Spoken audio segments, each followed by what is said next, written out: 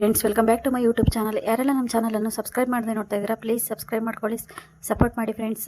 ನಿನ್ನ ಜೊತೆ ನನ್ನ ಕತೆ ಇಂದಿನ ಸಂಚಿಕೆಯಲ್ಲಿ ಏನಾಗುತ್ತೆ ಅಂತ ನೋಡೋಣ ಬನ್ನಿ. ಶ್ರವಣ್ ಮಗಳು ಮನಸ್ವಿನಿ ಅಂತ ಮನೆಯವರಿಗೆಲ್ಲರಿಗೂ ಸತ್ಯ ಗೊತ್ತಾಗುತ್ತೆ. ಅದ್ರ ಮುಂದೆಲ್ಲ ಶ್ರವಣ್ ಕೂಗಾಡಿ ಕೊನೆಗೂ ಇವಳೇ ನನ್ನ ಮಗಳು ಅಂತ ಗೊತ್ತಾಯ್ತಲ್ಲ, ಈಗ ನಿಮ್ಮೆಲ್ಲರಿಗೂ ಸಮಾಧಾನ ಆಯ್ತಾ?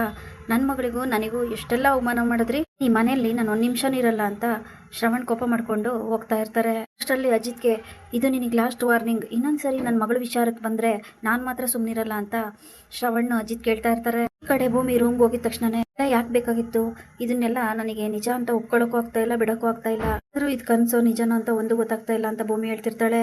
ಅಷ್ಟರಲ್ಲಿ ಶ್ರವಣ್ ಬಂದು ಕೇಳಿಸ್ಕೊಂಡು ಈಗ ಮನಸ್ವಿನಿ ನನ್ನ ಮಗಳು ಅಂತ ಗೊತ್ತಾದ ಮೇಲೂ ಕೂಡ ಬೇಕು ಬೇಕು ಅಂತ ಅಜಿತ್ಗೆ ಇಲ್ಲ ಸಲದನ್ನೆಲ್ಲ ಹೇಳಿ ಇದೇ ತರ ಅವನಿಗೆ ಅದು ಇದು ಹೇಳ್ಕೊಟ್ರೆ ನಾನಂತೂ ಸುಮ್ಮನೆ ಇರೋದಿಲ್ಲ, ಎಲ್ಲ ಮಾಡ್ತಾ ಇರೋದು ನೀನೇ ಅಂತ ಕೋಪ ಮಾಡ್ಕೊಂಡು ಹಣ್ಣು ಭೂಮಿಗೆ ಬೈತಾ ಇರ್ತಾರೆ. ಆಗ ಹಣ್ಣು ಹೋಗಿದ ತಕ್ಷಣ ಇದೆಲ್ಲ ಬೇಕಿತ್ತ ಸಾಹೇಬ್ರೆ, ನೋಡಿದ್ರ ಹೇಗೆಲ್ಲ ಮನಸ್ತಾಪ ಆಯ್ತು ಅಂತ, ನೆಮ್ಮದಿ ಎಲ್ಲ ಹಾಳಾಯ್ತು ಅಂತ ಬೇಜಾರು ಮಾಡ್ಕೊಂಡು ಭೂಮಿ ಹೇಳ್ತಾ ಇರ್ತಾಳೆ. ಯಾಕೆ ನಿಲ್ಸು ಭೂಮಿ, ಏನೇನೋ ಮಾತಾಡ್ಬೇಡ, ಮೊದಲೇ ನಾನು ಕೋಪದಲ್ಲಿದ್ದೀನಿ, ಇಲ್ಲೇನೋ ತಪ್ಪಾಗಿದೆ, ಖಂಡಿತವಾಗ್ಲೂ ಇದನ್ನೆಲ್ಲ ಒಪ್ಕೊಳ್ಳೋಕೆ ನನಗೆ ಆಗ್ತಾ ಇಲ್ಲ. ಅದು ಹೇಗೆ ರಿಪೋರ್ಟು ಶ್ರವಣ್ ಮಗಳು ಮಾವನ ಮಗಳು ಇವಳೆ ಅಂತ ಅಶ್ವಿನಿನೇ ಅಂತ ಹೇಗೆ ಬರೋಕ್ಕೆ ಸಾಧ್ಯ?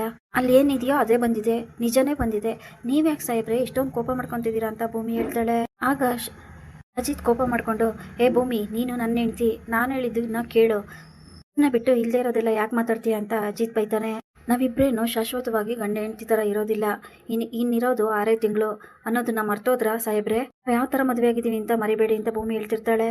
ಮುಂದೆ ಅಶ್ವಿನಿ ಬಗ್ಗೆ ನನ್ನ ಹತ್ರ ಏನು ಹೇಳಕ್ ಬರಬೇಡಿ, ಆ ಮನಸ್ವಿನಿಗೂ ನನಗೂ ಯಾವ ಸಂಬಂಧನೂ ಇಲ್ಲ ಅಂತ ಭೂಮಿ ಹೇಳ್ತಿರ್ತಾಳೆ. ಈ ಕಡೆ ಲಕ್ಷ್ಮಕ್ಕ ಭೂಮಿ ನೋಡೋಕೆ ಅಂತ ಮನೆಗೆ ಬಂದಿರ್ತಾರೆ. ಏನಾಯ್ತು ಭೂಮಿ, ಬೇಜಾರಾಗಿದೆಯಾ, ಆದ್ರೂ ತೊಂದ್ರೆನಾ ಅಂತ ಲಕ್ಷ್ಮಕ್ಕ ಕೇಳಿದಾಗ ಹಾಗೇನಿಲ್ಲ ಲಕ್ಷ್ಮಕ್ಕ, ನಾನು ಖುಷಿಯಾಗಿ ಆರಾಮಾಗಿ ಇದ್ದೀನಿ, ಇಲ್ಲೆಲ್ಲ ನನ್ನ ತುಂಬಾ ಚೆನ್ನಾಗಿ ನೋಡ್ಕೊತಾ ಇದ್ದಾರೆ. ಭೂಮಿ ಹೇಳ್ತಾಳೆ. ಸಂಗೀತ ಬಂದು ಲಕ್ಷ್ಮಕ್ಕ, ನೀವು ಭೂಮಿ ಬಗ್ಗೆ ಏನು ತಲೆ ಕೆಡಿಸ್ಕೋಬೇಡಿ, ನಾನು ನನ್ನ ಮಗ ಇಲ್ಲಿ ಭೂಮಿನ ತುಂಬಾ ಚೆನ್ನಾಗಿ ನೋಡ್ಕೊತೀವಿ, ನಾವಿರೋವರೆಗೂ ಭೂಮಿಗೆ ಯಾವುದೇ ತೊಂದರೆ ಇಲ್ಲ, ನನ್ನ ಸೊಸೆ ಅಲ್ಲ, ಮಗಳ ಥರನೇ ನೋಡ್ಕೊತೀನಿ ಅಂತ ಸಂಗೀತ ಹೇಳ್ತಾರೆ. ನೀವು ಆರಾಮಾಗಿರಿ ಅಂತ ಲಕ್ಷ್ಮಕ್ಕ ಹೇಳಿದಾಗ ಇರ್ಬೇಕಾದ್ರೆ ನಾನು ಭೂಮಿ ಬಗ್ಗೆ ಯೋಚನೆ ಮಾಡಲ್ಲ, ಭೂಮಿನ ನೀವು ಮಹಾರಾಣಿ ಥರ ನೋಡ್ಕೊತಾ ಇದ್ದೀರಾ ಗೊತ್ತಿದೆ, ಹೋಟೆಲ್ ವಿಷಯದಲ್ಲೇ ಸಾಹೇಬ್ರು ಭೂಮಿದು ಏನು ತಪ್ಪಿಲ್ಲ ಅಂತ ಸಾಬೀತುಪಡಿಸ್ಬಿಟ್ರು, ಇಲ್ಲೇ ನಮಗೆ ಗೊತ್ತಾಗಿದೆ ಅವ್ರೆಂಥವ್ರು ಭೂಮಿನ ಎಷ್ಟು ಚೆನ್ನಾಗಿ ನೋಡ್ಕೊಂತಾರೆ ಅಂತ, ಮನೆಯವ್ರ ಮೇಲೆ ಯಾವ ಅನುಮಾನನೂ ಇಲ್ಲ ಅಂತ ಲಕ್ಷ್ಮಕ್ಕ ಹೇಳ್ತಾರೆ. ಜೀವನ ಪರ್ಯಂತ ಇವಳನ್ನ ಮಗಳ ಥರ ಕಾಪಾಡ್ಕೊತೀನಿ ಅಂತ ಸಂಗೀತ ಹೇಳ್ತಾ ಇರ್ಬೇಕಾದ್ರೆ, ಸರಿನೇ ತಾಯಿ ಥರ ನೋಡ್ಕೊಳ್ಳೋ ಅಂತ ನಿಮ್ಮಂತ ಅತ್ತೆ ಸಿಕ್ಕಿರ್ಬೇಕಾದ್ರೆ ಮುಚ್ಚಿ ಕಂಡ್ಬಿಡೋ ಅಷ್ಟರಲ್ಲಿ 1 ವರ್ಷ ಆರಾಮಾಗಿ ಕಳೆದೋಗ್ಬಿಡುತ್ತೆ ಅಂತ ಲಕ್ಷ್ಮಕ್ಕ ಹೇಳ್ಬಿಡ್ತಾರೆ. ಲಕ್ಷ್ಮಕ್ಕ ಈ ಥರ ಹೇಳಿದ ತಕ್ಷಣನೇ ಸಂಗೀತ ಮತ್ತೆ ಭೂಮಿ ಇಬ್ರು ಶಾಕ್ ಆಗ್ತಾರೆ. ಆಗ ಭೂಮಿ ಅಯ್ಯೋ ಲಕ್ಷ್ಮಕ್ಕ ಬಾಯಿ ಬಿಟ್ಬಿಟ್ರು ಅಂತ ಅನ್ಕೊಂತಿರ್ಬೇಕಾದ್ರೆ ಈ ಕಡೆ ಸಂಗೀತ, ಏನಂದ್ರಿ ಲಕ್ಷ್ಮಕ್ಕ ನೀವು 1 ವರ್ಷನಾ, ವರ್ಷದ ಮಟ್ಟಿಗೆ ಅಂದ್ರೆ ಏನರ್ಥ, 1 ವರ್ಷ ಕಳೆದೋಗ್ಬಿಡುತ್ತೆ ಅಂದ್ರೆ ಅದಾದ್ಮೇಲೆ ಏನು ಇರ್ತಾಳೆ ಭೂಮಿ, ಹೇಗಿರ್ತಾಳೆ, ಏನ್ ಹೇಳ್ತಾ ಇದೀರ ಲಕ್ಷ್ಮಕ್ಕ ನೀವು ಅಂತ ಸಂಗೀತ ಕೇಳ್ತಾರೆ. ನಾನು ಹೇಳಿದ್ದು ಇನ್ನೇನು 1 ವರ್ಷದ ಆನಿವರ್ಸರಿ ಬರುತ್ತಲ್ವಾ, ಹೇಳ್ತಾ ಇದೀನಿ ಅಷ್ಟೇ, ಅದು ಬಿಟ್ರೆ ಬೇರೆ ಏನು ಇಲ್ಲ ಅಂತ ಲಕ್ಷ್ಮಕ್ಕ ಹೇಳ್ತಾರೆ. ಯಾವಾಗ್ಲೂ ಇದನ್ನೇ ಹೇಳಿದ್ರ ನೀವು ಅಂತ ಸಂಗೀತ ಕೇಳ್ತಾರೆ. ಹೌದೌದು ಇದೇ ಹೇಳಿದ್ದು. ಲಕ್ಷ್ಮಕ್ಕ, ಇರಿ 1 ನಿಮಿಷ, ನಿಮ್ಗೆ ಟೀ ಕಾಫಿ ಏನಾದ್ರು ಮಾಡ್ಕೊಂಬರ್ತೀನಿ ಅಂತ ಅಲ್ಲಿಂದ ಭೂಮಿ ಹೋಗ್ತಾಳೆ. 1 ವರ್ಷದ್ದು ಅಂತ ಮಾತಾಡಿದ್ರು, ಏನೋ ಸಂಗೀತ ಸತ್ಯ ಮುಚ್ಚಿಡ್ತಾ ಇದಾರಲ್ಲ, ನಂಗೊಂದು ಅರ್ಥ ಆಗ್ಲಿಲ್ಲ ಅಂತ ಸಂಗೀತ ಯೋಚನೆ ಮಾಡ್ತಾ ಇರ್ತಾರೆ. ದೇವಯಾನಿ ಕೇಳಿಸ್ಕೊಂಡು ದೇವಯಾನಿಗೂ ಅನುಮಾನ ಶುರುವಾಗುತ್ತೆ. ಈ ಕಡೆ ದೇವಯಾನಿ ಅಶ್ವಿನಿ ಹತ್ರ ಮಾತಾಡ್ತಾ, ನೋಡು ಈಗ ಹೆಂಗೋ ನಾವು ಬಚಾವಾದ್ವಿ, ಮುಂದೆ ಅಜಿತ್ ಮಾತ್ನ ಈ ಮನೆಯವರು ಯಾರು ಕೇಳೋದಿಲ್ಲ, ಅದರಿಂದ ನಮ್ಮ ಕೆಲಸನ ನಾವು ಆರಾಮಾಗಿ ಮುಂದುವರಿಸಬಹುದು. ಅಜಿತ್ ಮತ್ತೆ ಭೂಮಿ ನಿಜವಾಗ್ಲೂ ಮದ್ವೆ ಆಗಿದಾರ ಅಂತ ನಂಗೆ ಅನುಮಾನ ಇದೆ, ತಿಳ್ಕೊಳ್ಳೋದಕ್ಕೆ ನಿನ್ ಸಹಾಯ ಬೇಕು. ಯಾಕಂದ್ರೆ ಈ ಅಜಿತ್ ಮತ್ತೆ ಭೂಮಿ ನಿಜವಾಗ್ಲೂ ಮದ್ವೆ ಆಗಿದ್ದಾರೆ ಅಂತ ಅನಿಸ್ತಾ ಇಲ್ಲ. ಅಜಿತ್ ಅವ್ನ್ ಮೊದಲನೇ ಪ್ರೀತಿ ಮರ್ತು ಯಾವುದೇ ಕಾರಣಕ್ಕೂ ಮದ್ವೆ ಆಗೋಕ್ಕೆ ಸಾಧ್ಯನೇ ಇಲ್ಲ.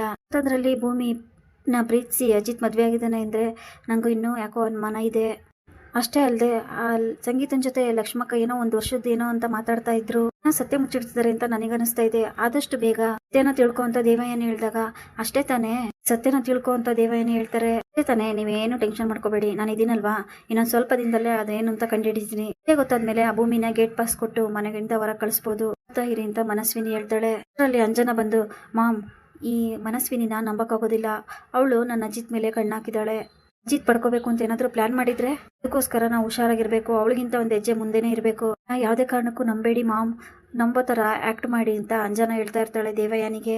ಈ ಕಡೆ ಮನಸ್ವಿನಿ ಫೋನ್ ಕಟ್ ಮಾಡಿದ ತಕ್ಷಣನೇ, ಯಾವತ್ತಿದ್ರೂ ಅಜಿತ್ ನನ್ನವನೇ, ಈ ಭೂಮಿನ ಮನೆಯಿಂದ ಹೊರಗೆ ಹಾಕಿದ ತಕ್ಷಣನೇ ಅಜಿತ್ ನನ್ನವನಾಗ್ತಾನೆ, ಅದೇ ಕಾರಣಕ್ಕೂ ಅಜಿತ್ನ ಅಂಜನಾಗ್ ಬಿಟ್ಕೊಡೋದಿಲ್ಲ, ಅಜಿತ್ನ ನಾನೇ ಮದುವೆ ಆಗೇ ಆಗ್ತೀನಿ, ಅದಕ್ಕೋಸ್ಕರ ನಾನು ಏನ್ ಬೇಕಾದ್ರೂ ಮಾಡ್ತೀನಿ ಅಂತ ಅಶ್ವಿನಿ ಮನಸ್ಸಲ್ಲೇ ಅನ್ಕೊಂಡು ಖುಷಿ ಪಡ್ತಾ ಇರ್ತಾಳೆ. ಅವರೆಲ್ಲರೂ ಕೂಡ ಅಜ್ಜಿ ಮತ್ತೆ ಅಪೇಕ್ಷಾ ಎಲ್ಲರೂ ಭೂಮಿಗೆ ಅವಮಾನ ಮಾಡ್ತಾ ಇರ್ತಾರೆ. ಕೇಳಿಸ್ಕೊಂಡು ಯಾಕೆ ಈ ತರ ಭೂಮಿಗೆ ಅವಮಾನ ಮಾಡ್ತಾ ಇದೀರಂತ ಅಜಿತ್ ಕೇಳ್ತಾನೆ. ಎಲ್ಲಿ ಇಷ್ಟೆಲ್ಲರ ಅದಂತಾಗೋದಕ್ಕೆ ಇವಳೆ ತಾನೇ ಕಾರಣ, ಹಿಂದಾಗಿ ನನ್ನ ಮಗ ಶ್ರವಣ್ ಮನೆ ಬಿಟ್ಟು ಹೋಗಾಗಾಯ್ತು.